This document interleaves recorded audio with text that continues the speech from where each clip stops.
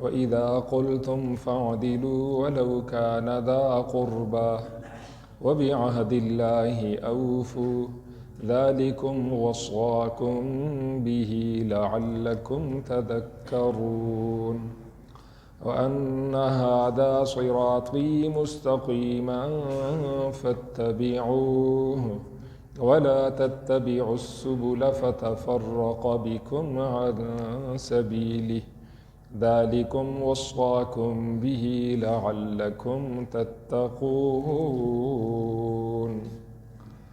صدق اللہ العظیم۔ وَإِذَا قُلْتُمْ، اور جب تم بات کرو، فَاعْدِلُوا، تو پس تم انصاف کرو، وَلَوْ كَانَ ذَا قُرْبَى، اگرچہ قریبی رشتہ دار ہو،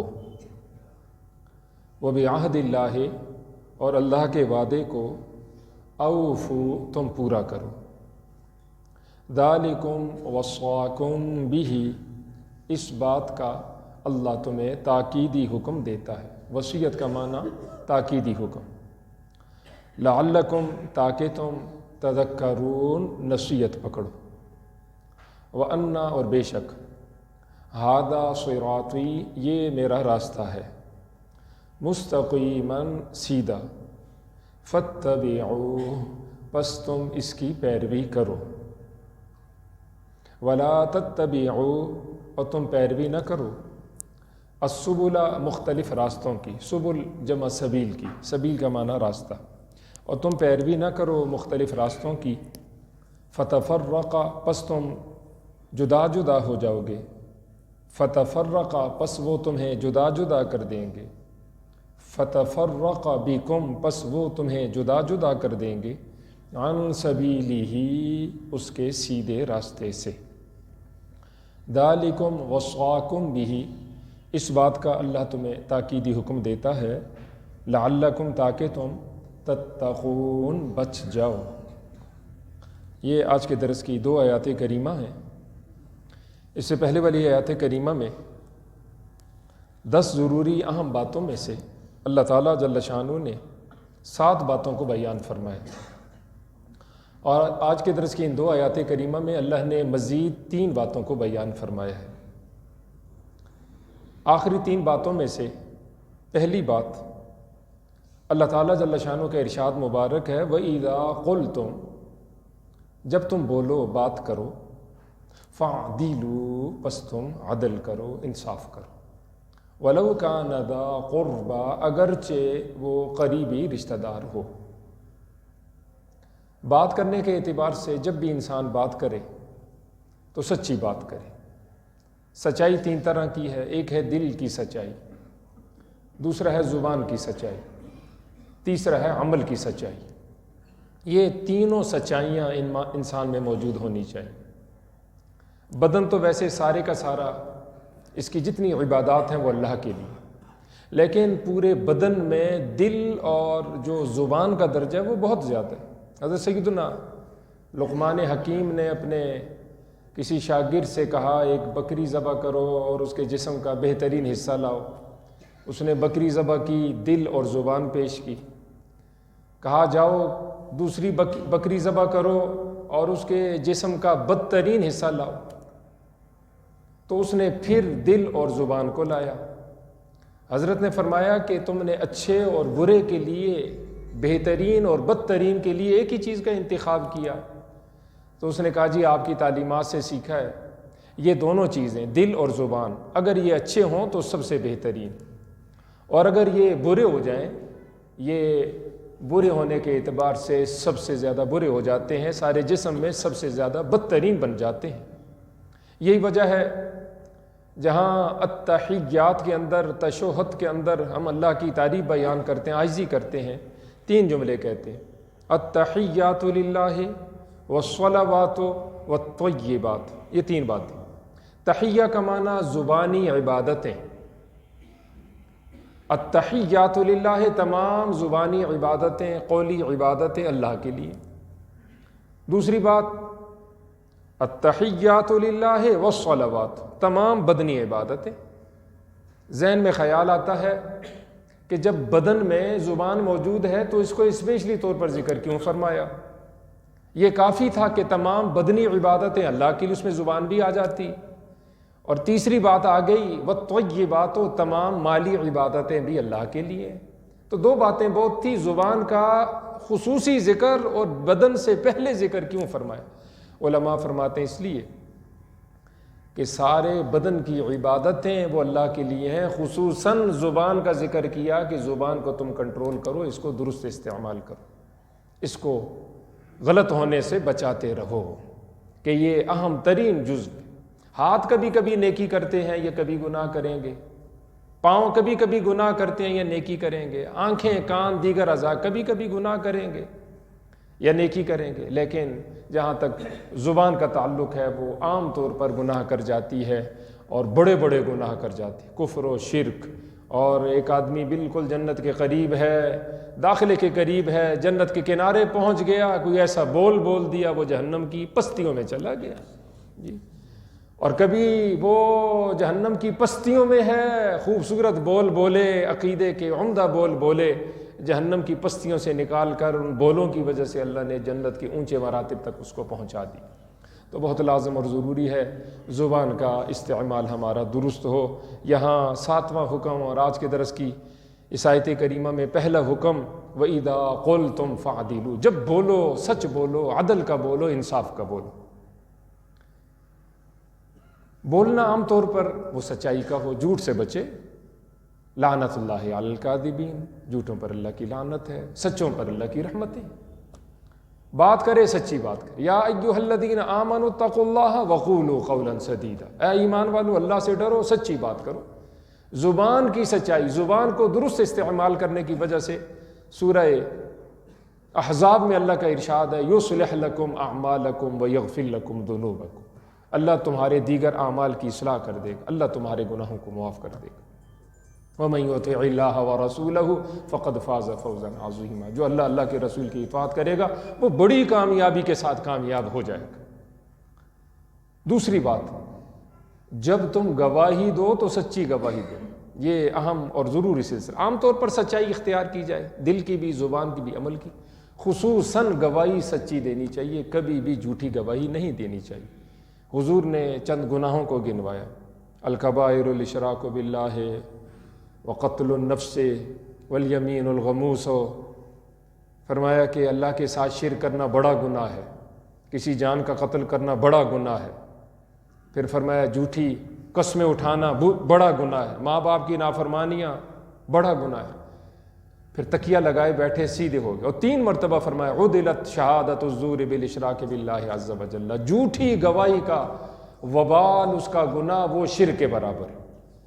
کیا فرمایا جی؟ جھوٹی گواہی، اس کا وبال کس کے برابر؟ شرک کے برابر۔ کیوں؟ ظالم مظلوم بن جائے گا، مظلوم ظالم بن جائے گا، حق نہ حق بن جائے گا، نہ حق حق بن جائے گا۔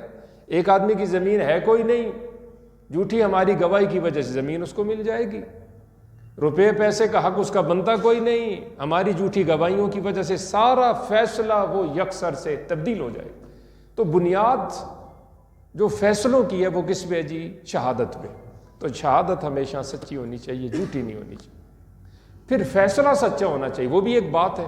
اللہ نے آپ کو قوت، مجھے آپ کو قوت دی ہے، خواہ ہم خاندانی فیصلے کریں، اپنے علاقوں کے فیصلے کریں، اللہ نے مجھے آپ کو کوئی اختیار دی ہے، کسی جگہ مجھے آپ کو جج بنا دیا گیا، قاضی بنا دیا گیا، ہم جب بھی بولیں سچ بولیں، ولو کان ذا قربا کہہ کر، اسپیشلی فرمایا بعض اوقات تمہارے اپنے مفادات پہ زد آئے گی، بچے کا معاملہ آ جائے گا، بیوی کا معاملہ آ جائے گا، بیٹی کا معاملہ آ جائے گا، کسی رشتہ دار کا معاملہ آ جائے گا، دوست کا معاملہ آ جائے گا، تعلق والے کا معاملہ آ جائے گا، علاقے والے جہاں ان کے ساتھ روزانہ تمہارا علیق سے علیق آنا جانا، خفیہ ناراضگیاں ہو جائیں گی، بڑی دور تک مسئلہ چلا جائے گا، لیکن اللہ نے مجھے آپ کو پابند فرمایا، دیکھو ایک یہ خفیہ ناراضگی ہے، ایک میری ناراضگی ہے، میرے رسول کی ناراضگی، دیکھو تم عدل کرنا، انصاف کرنا، ولو کان ذا قربا، اگرچہ قریبی رشتہ داری کیوں نہ ہو، اس کو نقصان نہ حق والا ہے تو اس کو فائدہ پہنچانا، نہ حق ہے تو بھلے اس کا نقصان ہو جائے، تم نے حق دوسرے کو پہنچانا، فائدہ دوسرے کو پہنچانا۔ 8ویں بات مجموعی اعتبار سے،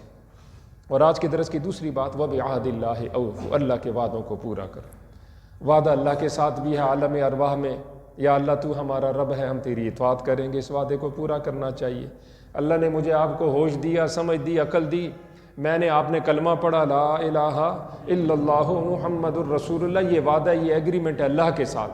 یا اللہ حکم چلے گا تو میری زندگی میں، یا اللہ تیرا چلے گا، اس میں طریقہ چلے گا تو حضرت محمد مصطفیٰ احمد مجتبیٰ صلی اللہ علیہ وآلہ وسلم کا چلے گا۔ یہ ہمارا ایگریمنٹ ہے، معاہدہ ہے، اس معاہدے کو، اس وعدے کو پورا کرنا چاہیے۔ پھر میں اور آپ آپس میں جو معاہدے کرتے ہیں، قرض کے، لین دین کے، معاملات کے، پھر نکاح کا معاملہ ہے، رشتہ داریوں کا معاملہ ہے، کسی جگہ میں اور آپ کام کاج کرتے ہیں چھوٹا بڑا، دن کے لیے، ہفتے کے لیے، مہینے کے لیے، ساری زندگی کے لیے، 60 سال کے لیے، یہ تمام معاہدے ہمیں، خواہ وہ ہم سرپرست کی حیثیت سے ہوں، افسر کی حیثیت سے ہوں، یا ملازم کی ماتحت کی حیثیت سے ہوں، ان وعدوں کی پوری پاسداری کرنی چاہیے۔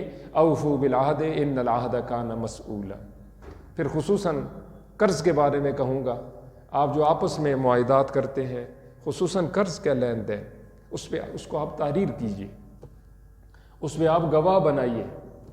جب آپ تحریر کر لیں گے، آپ کو بھی یاد رہے گا، دوسرے کو بھی یاد رہے گا۔ جب اگر آپ میں تنازع پیدا ہو جاتا ہے، گواہ اٹھ کھڑے ہوں گے، جی اصل معاملہ یہ، اس کی تحریر موجود ہے جھگڑے کی شکل میں۔ گواہ فوت ہو گئے، اللہ نہ کرے کوئی اس طرح کی صورتحال پیدا ہو جاتی ہے، سکے بھائیوں کا معاملہ ہو، میں کہتا ہوں باپ بیٹے کا بھی معاملہ ہو، قریبی رشتہ داروں کا معاملہ ہو۔ ہمارے ان علاقوں کے اندر جو بڑا ایک فتنہ ہے، محبتوں کی وجہ سے جب تحریر کی بات آتی ہے، گواہی کی بات آتی ہے، لوگ کہتے ہیں جی کیا ضرورت ہے، یہ بات آپ نے کیوں کی ہے، آپ نے ظلم کیا، آپ کو اعتماد نہیں، آپ نے مجھے سمجھا کیا ہے، اتنا تعلق بھی ہمارا نہیں۔ ہوتا کیا ہے، وہ بیچارے دونوں گزر جاتے ہیں، آگے آ گئی اولاد، معاہدہ بڑوں نے کر دیا تھا، یہ رقم تھی ہماری 3 لاکھ روپیہ، آپ استعمال کریں۔ دوسرے نے کہا جی کہ میں تو فی الحال نہیں دے سکتا، اس کے بدلے میں میری یہ زمین بس یہ آپ کی ہے۔ زبانی کلامی بات تھی، سب اولاد کو پتہ ہے، بعد میں شیطان سب کے ساتھ ہے۔ اب گواہ ظاہراً کوئی ہے نہیں، اگر ہے بھی ہے تو بیچارہ چپ کر جائے گا، کس کو راضی کرے جی، تحریر بھی کچھ بھی نہیں۔ پھر کیا ہوا، جھگڑا پیدا ہو۔ اب وہ رشتہ داریاں بھی ہیں جناب، اس جھگڑے کی وجہ سے ادھر سے طلاق ہوئی، ادھر سے طلاق ہوئی، اس نے کہا اچھا اس نے یوں کیا، میں فلاں کو بھی طلاق دلواؤں گا، میں یوں بھی کروں گا، یوں بھی کروں گا۔ دیندار خاندان اجڑ گئے، ایک دو کی بات نہیں کرتا، دیندار، وہ عام خاندان نہیں، دیندار جن کو ہمیں اور آپ دیندار کہتے ہیں، باقی اللہ کے ہاں دیندار کون ہے وہ اللہ جانتا جی۔ فرض واجب کا اہتمام کرنے والے، ظاہراً دیندار، وہ خاندان اجڑ گئے، خفقیاں، ناراضگیاں، ایک دوسرے کو سلام تک نہیں کرتے۔ وجہ کیا بنی؟ جو تم نے معاہدات آپس میں کیے تھے، تم نے اس کو لکھا نہیں، گواہ نہیں بنائے، اس کی تحریر موجود نہیں ہے۔ جب وہ موجود نہیں تو پھر جھگڑے کا سبب بن جائے گا۔ اس لیے میں آپ سے یہ درخواست کروں گا، باپ کے ساتھ بھی اگر آپ معاملہ کرتے ہیں، قرض اٹھا لیا آپ نے، باپ نے بولا بیٹا یہ قرض ہے، ٹھیک ہے بجی قرض ہے، یہ میرا چیک ہے، آپ رکھیے، یہ تاریخ میں نے لکھی ہے، میں پابند ہوں، میں اس کو ادا کروں گا۔ اب ورثاء کل اگر وہ فوت ہو جاتا ہے، تحریر موجود ہے، اس کے ورثاء سب سے پہلے اس کی تجہیز تکفین کے بعد کیا بندوبست کریں گے؟ اس کے قرضے کا۔ ہمارے بزرگ کے ذمہ جو جا چکا ہے، یہ قرضہ موجود ہے، یہ دینا پڑے گا، اللہ ازل کی آس، یہ لازم۔ پھر آپس میں ہماری، شیطان ہمارے ساتھ ہے، ایک آدمی نے شک ڈالا، 2 جمع ہو گئے، 4 ہو گئے، 6 ہو گئے، 10 ہو گئے، بات چھوٹی ہوئی، بات کا بتنگڑ بن گیا، کوئی دلیل دینے کی ضرورت نہیں، قسم قرآن کرنے کی ضرورت، تحریر لاؤ تم بس، وہ گواہ پیش کر دو، جی بس آپ نے الزام لگایا، اللہ آپ کو اجر عظیم دے دے، یہ میری تحریر موجود ہے، ایگریمنٹ موجود ہے، اس کو آپ پڑھیے، فیصلہ خود کیجیے۔ 1000 آدمی ہو، 1000 کو میں جواب نہیں دے سکتا، 3-4 آدمی آپ میرے پاس بھیجیں جن پہ آپ کو اعتماد ہو، جو آپ کے نمائندے، ہم ان کو مطمئن کریں گے، ٹھیک ہے، مطمئن ہو گئے، ٹھیک ہے، اگر یہ مطمئن ہو گئے، تم سب کو 1000 کو مطمئن ہونا پڑے گا، اس میں الزام کی کیا بات ہے، اس میں شکوک و شبہات کی کیا بات، یہ بہت لازم اور ضروری، خصوصاً آپ سے یہ درخواست کروں گا، یہ اگر ہم اس کا اہتمام کریں گے تو معاملات درست ہوں گے۔ وَبِعَهْدِ اللَّهِ أَوْفُوا، وعدے کی پاسداری تب ہو سکتی ہے جب گواہان موجود ہیں اور جب ہماری تحریر موجود ہے۔ پھر اس میں لمبی چوڑی باتیں، اگر ہم ایسا نہیں کرتے، قرآن پاک کی سب سے لمبی آیت کریمہ اسی سلسلہ میں ہے، جب تم آپس میں معاملات کرو، اس کی تحریر کرو، لکھنے والا درست لکھے، گواہ بناؤ، یہ کل کام آئے گا، نہ لکھنے والے ان کی دعائیں قبول، یہ ایک لمبی چوڑی ایک ترتیب ہے، اور لازم اور ضروری ہم اس کا اہتمام کریں اور اپنے معاملات کو علماء کے پاس لائیں اور اس قرآن و سنت کی روشنی سے ہم آگے چلیں انشاءاللہ، اس میں ہمارا دنیا کا بھی فائدہ ہے، آخرت کا بھی فائدہ ہے۔ فرمایا ذالکم وصاکم بہ، اس بات کا اللہ تمہیں تاکیدی حکم دیتا ہے، وصیت کرتا ہے اللہ تمہیں، لعلکم تذکرون، تاکہ تم نصیحت پکڑو۔ یہ وصیت اس لیے نہیں ہے کہ صرف قرآن میں موجود رہے، تم اس کو چومو، آنکھوں سے لگا لو اور تم کہو حق ادا کر دیا، نہیں، یہ اس لیے ہے تاکہ تم اس کے مطابق عمل کرو۔ آخری بات، وَأَنَّ هَذَا صِرَاطِي مُسْتَقِيمًا، 10ویں بات، آج کی درس کی تیسری بات، یہ میرا راستہ ہے۔ حضور کی زبان اطہر سے یہ اعلان کروایا جا رہا ہے، اللہ فرماتے ہیں یہ میرا راستہ ہے، مستقیماً، یہ ٹیڑھا نہیں، بالکل سیدھا ہے۔ اچھا جی، جاتا کدھر ہے؟ یہ جنت تک جاتا ہے، جاتا کدھر؟ اللہ تک پہنچتا ہے۔ جاتا کدھر ہے؟ اللہ کی رحمت تک پہنچتا ہے۔ فَاتَّبِعُوهُ، اس کے پیچھے پیچھے آؤ۔ فَاتَّبِعُوهُ کا کیا معنی ہے جی؟ اس کے اتباع کا معنی کل کے جمعہ میں نے عرض کیا تھا کہ حضور جس راستے سے چلے ہیں اس راستے پہ بس پیچھے پیچھے رہو، دائیں بائیں متوجہ نہ ہو۔ وَلَا تَتَّبِعُوا السُّبُلَ، اور تم پیروی نہ کرو السبل، مختلف راستوں کی، فتفرق بکم، وہ تم کو جدا جدا کر دیں گے، عن سبیلہ، اللہ کے صحیح راستے سے، جنتی راستے سے تمہیں گمراہ کر دیں گے، ہٹا دیں گے، تم جنت تک نہیں پہنچ پاؤ گے۔ ذالکم وصاکم بہ، اس بات کا اللہ تمہیں تاکیدی حکم دیتا ہے، لعلکم تتقون، تاکہ تم بچ جاؤ۔ کس سے بچ جاؤ؟ اللہ کی ناراضگی سے، ناکامی سے بچ جاؤ، جہنم سے بچ جاؤ، اللہ کے غصے سے بچ جاؤ۔ نسائی شریف کی روایت، حضور نے ایک موقع پر زمین کے اندر ایک خط کھینچا، پھر اس کے دائیں بائیں دونوں طرف خطوط کھینچے۔ حضور نے فرمایا یہ جو درمیانی خط ہے یہ صراط مستقیم ہے، اور اس کے دائیں بائیں جو مختلف خطوط ہیں یہ مختلف شیطانی راستے ہیں۔ پھر حضور نے یہ والی آیت کریمہ پڑھی، فرمایا یہ میرا راستہ ہے، اس کے پیچھے پیچھے رہو، اس پہ چلو، جنت تک پہنچو گے، کامیابی تک پہنچو گے۔ دائیں بائیں کے راستے، شیطانی راستے، ان سے اپنے آپ کو بچاؤ تو تم ناکامی سے بچ جاؤ گے۔ اب ہمارا آپ کا اختلاف ہوگا، کیونکہ ہمارے اندر قوت طاقت ہے اختلاف کی، اختلاف رائے کی بھی، اختلاف دلیل کی بھی، اختلاف فیصلہ کی بھی۔ اب یقیناً جب ایسی صورت ہوگی ہم اپنے تمام تر معاملات کو قرآن و سنت پہ پیش کر دیں بس۔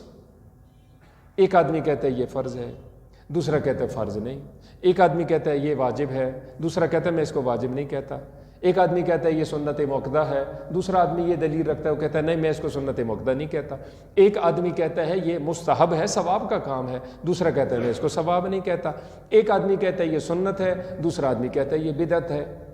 اب یہ ہمارا جو اختلاف ہوگا، قرآن پاک میں اللہ تعالیٰ جل شانہ نے مجھے آپ کو رہنمائی دی ہے، یا ایھا الذین آمنوا اطیعوا اللہ واطیعوا الرسول واولی الامر منکم فان تنازعتم فی شیء فردوہ الی اللہ والرسول ان کنتم تؤمنون باللہ والیوم الآخر۔ تمہارا آپس میں معاملات میں جھگڑا ہو جائے تو تم اس کو اللہ اور اللہ کے رسول کی طرف لوٹاؤ۔ اللہ کی طرف لوٹانا کیا ہے؟ قرآن پہ پیش کرو۔ اللہ کے رسول کی طرف لوٹانا کیا ہے؟ تم اس کو حدیث پہ پیش کرو۔ آج میں زندہ ہوں، میں آپ سے عرض کر رہا ہوں اور یہ بات انشاءاللہ آپ کے کانوں میں گونجے گی، میں بھی اگر آپ کو کسی کام کا حکم دیتا ہوں، آپ مجھ سے اس کی دلیل پوچھیں۔ آپ نے اس کو فرض بنایا، آپ کے پاس دلیل ہے، آپ نے اس کو واجب بنایا، دلیل ہے، سنت مؤکدہ بنایا، دلیل ہے، سنت غیر مؤکدہ بنایا، اس کی دلیل ہے۔ دلیل ہے تو الحمدللہ آپ کو قبول کرنا چاہیے، اگر دلیل نہیں تو صرف میری زبانی بات، میری شخصیت کافی نہیں، میری شخصیت کافی نہیں، بلکہ آپ نے قرآن و سنت کو دیکھنا ہے، قرآن کو دیکھنا ہے، صحیح حدیث کو دیکھ کر آپ نے فیصلہ کرنا۔ یہ کیسے ہو سکتا ہے کہ حضرت محمد مصطفیٰ احمد مجتبیٰ صلی اللہ علیہ وآلہ وسلم نے کسی بھی موقع پہ، کوئی غم کا موقع ہو یا خوشی کا موقع ہو، ایک چیز کو فرض نہیں بنایا، میں فرض کہہ رہا ہوں، ایک چیز کو واجب نہیں فرمایا، میں واجب کہہ رہا ہوں، سنت مؤکدہ انہوں نے نہیں فرمایا، میں سنت مؤکدہ بنا رہا ہوں، انہوں نے مستحب نہیں فرمایا، میں بنا رہا ہوں۔ کیا حضور کو پتہ نہیں تھا؟ میں کہوں اگر حضور کو پتہ نہیں تھا، الیاذ باللہ میں تو گستاخ ہوں۔ اچھا یہ وقت اس زمانے میں نہیں آیا، غم کا موقع نہیں آیا، خوشی کا موقع نہیں آیا؟ جی آیا تھا۔ اچھا چلو، حضور کے بعد بھی اصحاب گزرے ہیں، اہل بیت اعظام گزرے ہیں، تابعین تبع تابعین گزرے ہیں، ائمہ مجتہدین گزرے ہیں بڑے بڑے، اس زمانے میں ان کو سمجھ نہیں آئی اس سلسلے کی، یہ دن ان دنوں میں نہیں آئے تھے غم کے خوشی کے؟ جواب یہ ملے گا آئے تھے۔ اچھا بھائی اگر ان کو پتہ نہیں تھا، الیاذ باللہ، تو بڑی گستاخی ہے، حضور کو تو اولین آخرین کے علوم دیے گئے تھے۔ اچھا جی پتہ تھا پھر بتایا نہیں، الیاذ باللہ ایسا تو ہو نہیں سکتا۔ حضور خود فرماتے ہیں ما من شیء یقربکم الی الجنہ ویبعدکم من النار الا قد بینتکم بہ، کوئی شے جنت کے قریب کر دے تمہیں جہنم سے دور کر دے، میں نے کوئی چھپائی نہیں، سب کچھ بتا دیا تمہیں۔ اب بعد میں آنے والا کہتا ہے نہ یہ فرض ہے، نہ کرنے والا منکر ہے، نہ کرنے والا جہنمی ہے، وہ گستاخ رسول ہے۔ تو میں کہوں گا، آپ سے یہ درخواست کروں گا، حضور جو تشریف لائے انہوں نے جو دین لایا، دین مکمل ہو چکا ہے۔ الیوم اکملت لکم دینکم واتممت علیکم نعمتی ورضیت لکم الاسلام دینا۔ حضور اپنا دین مکمل کر کے گئے، اس میں مزید کوئی شے ایڈ کرنے کی ضرورت نہیں۔ جس کو ہم یہ کہیں کہ یہ سنت، ہاں وہ بدعت تو ہو سکتا ہے، وہ سنت نہیں ہو سکتی، یہ یاد رکھیں۔ اور اس کی تفصیلات میں نے پہلے بھی عرض کی ہیں۔ صراط مستقیم کا وہی راستہ ہے جو حضور نے فرمایا۔ ہاں اتنی بات ہو سکتی ہے، ایک آخری بات عرض کرنا چاہ رہا ہوں۔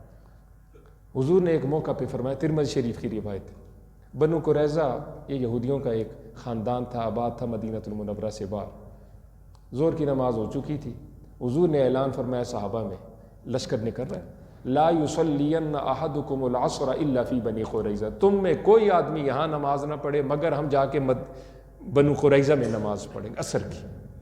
کون سی نماز جی؟ اس بات کو سمجھ گئے؟ کوئی نماز نہ پڑھے مگر کدھر پڑھے؟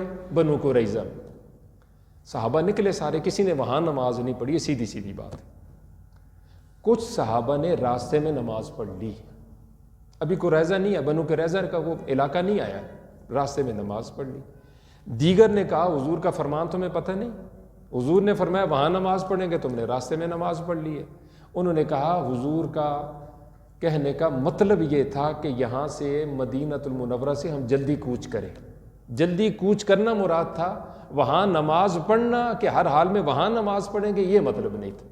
دوسروں نے کہا نہ یہ مطلب نہیں جو تم نے نکالا ہے، مطلب یہی ہے کہ نماز پڑھیں گے تو کہاں پڑھیں گے؟ بنو قریظہ میں۔ انہوں نے جا کر نماز پڑھی بنو قریظہ میں۔ یہ جو صحابہ کا اختلاف ہوا حضور کے اس ارشاد کی وجہ سے، کچھ نے راستے میں نماز پڑھی، کچھ نے بنو قریظہ میں نماز پڑھی۔ حضور سے عرض کیا گیا یا رسول اللہ صلی اللہ علیہ وآلہ وسلم، یہ جو صحابہ کا اختلاف پیدا ہوا آپ کیا فرماتے ہیں؟ تو حضور کا جملہ یاد رکھیے، کلاہما علی الحق، دونوں درست راستے پر ہیں۔ کیا فرمایا جی؟ یہ کیسے ہو سکتا ہے؟ ایک نے تو راستے میں نماز پڑھی، دوسروں نے وہاں نماز پڑھی، دو گروپ بن چکے ہیں صحابہ کے۔